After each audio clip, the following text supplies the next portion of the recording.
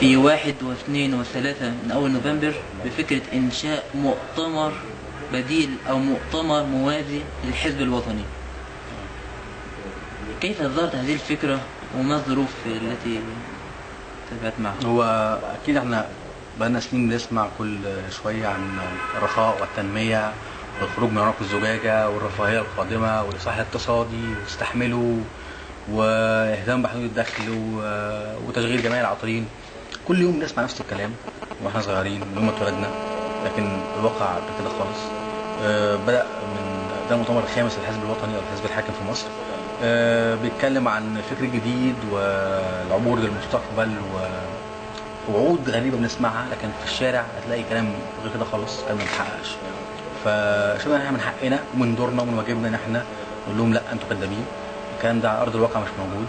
احنا الناس كلها بتعاني، التعليم في مصر سيء، الطرق في مصر سيئة، المدن الجديدة في مصر مش بتحقق هدفها الاصلي اللي كان المفروض تكون ليه، مرتبات قليلة، الاسعار عالية، في احتكار، في فساد، في عدم محاسبة للمسؤولين. فالكلام ده كله من مسؤول عنه، انتوا مسؤولين عنه. في موعظ وخطط كل انتوا بتوعدونا بيها كل شوية، فلازم نكشفهم، لازم نقول رأينا، ورأينا ده يكون مدعم بآراء علماء وباحثين وأكاديميين وآراء سياسيين. فقلنا لازم نعمل مؤتمر موازي لمؤتمر الحزب الوطني نتكلم عن فشلهم. حاولنا نعمل المؤتمر دوت في كذا مكان على أرض الواقع، اترفض في كذا نقابة وكذا مكان وكذا فندق، لازم موافقة أمنية الأول. فقلنا طيب أرضنا ده احنا بنعرف نشتغل عليها كويس، هي النت، ما عندناش فلوس عشان نأجر مكان، حتى لو عندنا فلوس مفيش موافقة أمنية. فالنت كويسين جدا فيه، دي أرضنا وده مكاننا وده ملعبنا، فليه ما نعملش مؤتمر على النت؟ ليه ما نصورش مع شخصيات سياسية وشخصيات عامة وعلماء وباحثين ونذيع حاجات لايف على النت، نعمل مؤتمر متوازي مع مؤتمر الحزب الوطني ونتكلم فيه ويكون فيه ونشوف في رأي الشارع لأول مرة، ناس تتكلم تقول رأيها، الناس اللي في الشارع دي هل حاسين بالكلام اللي بيقولوا عليه، هل حاسين إن في إصلاح بالفعل بيتم. فبالفعل قررنا ان نعمل يوم 1 و2 و3 مؤتمر بيناقش نفس الموضوعات اللي بيناقشها الحزب الوطني، بس بمنظور حقيقي، ونشوف رأي الناس اللي في الشارع رأيهم في حاجة زي كده. ونختمه بيوم 4 نوفمبر باحتفالية، اللي هو يوم 4 نوفمبر المفروض ان هو يوم حب مصر. هنقول ان احنا بنحب مصر وبنكره الحكومة الفاشلة وحزبها الفاشل او حزبها الفاسد. بفكرة مبتكرة للاعتراض، مش هيكون اعتراض عن طريق مظاهرة، لا يكون اعتراض عن طريق احتفال، عن طريق تقديم ورد للناس، عن طريق احتفال بمظهر عيد الحب بس حب مصر. نحاول نجدد في الافكار ونجذب ناس جديده، وده بالفعل بيتم وشغالين في هذا الموضوع. هل تجاوب معكم السياسيين في حملتكم لعمل مؤتمر موازي؟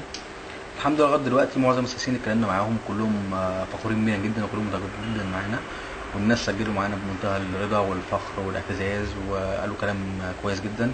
هنشوف المؤتمر بالتاكيد. بالفعل الكلام رد كويس جدا على ما تعرف الحزب الوطني. وده قد تكون المؤتمر دوت بدايه كويسه ان احنا نجحنا ان احنا نجمع جميع القوى السياسيه في مكان واحد، صح هو مكان افتراضي بس برضه مكان واحد، زي الاخوان مع جنبه الشيوعي جنبه الليبرالي جنبه الناصري في مكان واحد، بيتناقشوا كلهم بيتكلموا في نفس الفكره، افكار مشتركه كلهم في هدف واحد. ذكرت في اثناء كلامك عن ان حركة الشباب 6 ابريل انها مختلفة بحيث انها ستذهب الى الشارع وستخاطب الناس. ما هي آليات ووسائل لوصولكم الى الناس؟ بالتأكيد كلنا عارفين ان وسائل الوصول للناس مقفولة بالفعل امام الاحزاب والحركات السياسية، مفتوحة فقط للحزب الوطني اللي هو بيستغلها في الاخر لمصالحه. لكن احنا رغم الحصار علينا لكن هنبتكر وسائل جديدة. طبعا النت زي ما قلنا دي وسيله كويسه جدا نقبل الناس والوصول ليهم في الشارع وفي الجامعه في القهاوي، في تضامن مع الناس في مشاكلهم، نقف مع الناس في مشاكلهم ونعلمهم او نتكلم معاهم او نوريهم الطريق سنه، ان في ناس قبلكم كان ليهم نضال لمطالب الحقوق مشروعه زي عمال المحله وموظفين الضرايب العقاريه وموظفين معاشات دلوقتي. الناس دي كلها بتطالب بحقها، حقها مشروع جدا وبيصروا عليه في الاخر بينجحوا فيه. ده هيكون دورنا ان احنا نوصل للناس ونعرفهم ان هم ليهم حق في البلد ديت، بيدفعوا ضرايب وليهم حق، لازم ما يسيبوش حقهم ونقف معاهم ونساعدهم وممكن نضحي عشانهم. ده كتير، ناس كتير بالفعل بدأت تستجيب لحاجة زي كده. واكيد يوم ورا يوم الناس هتعرف تخلص من حاجز الخوف اللي اتربى عندهم، وبالفعل يعرفوا يوصلوا التغيير اللي احنا عايزينه. عودة للحزب الوطني، هل عندك أمل أن الحزب الوطني سيتغير يوم من الأيام؟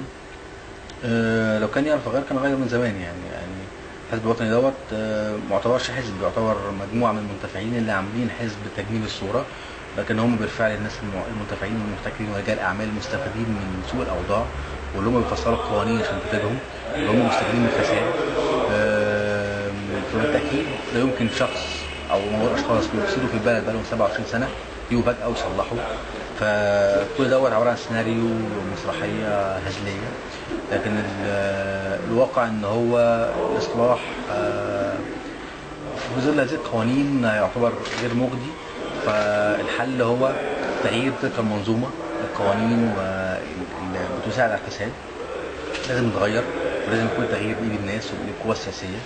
القوى السياسية المصرة على التغيير اللي هي المعارضة بالفعل يعني.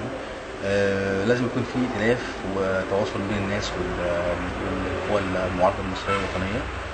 ده بالفعل هيؤدي للإصلاح والتغيير، لكن لا يمكن شخص بيفسد ومستفيد من الفساد هيصلح، ده شيء غير منطقي يعني. إذا مد الحزب الوطني يده للحوار معكم، ما هو رد فعلكم؟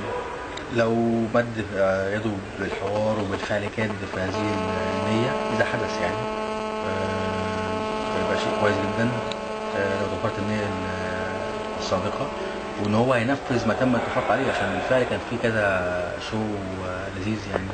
كنا عاملين مؤتمر للقوى كلها ونناقش حوالين مادة 67 من الدستور 70 من الدستور. وفي الآخر الحزب الوطني ينفذ اللي هو عايزه يعني بدون التفات جميع أصوات سواء المعارضة أو المستقلين أو رأي الشعب. في الآخر نفذ اللي هو عايزه، كان مجرد دوت زي مصيدة للقوى المعارضة إن هي ياخدوا منها بعض الشرعية يعني. لكن لو نفترض ان الحزب الوطني عايز بالفعل وعنده نية ان هو يكون في حوار، وان القوى المعارضة والعلماء والباحثين يشاركوا بالفعل وما يتمش تجاهل الآراء الأخرى، ده شيء جميل جدا. بس شكرا يعني.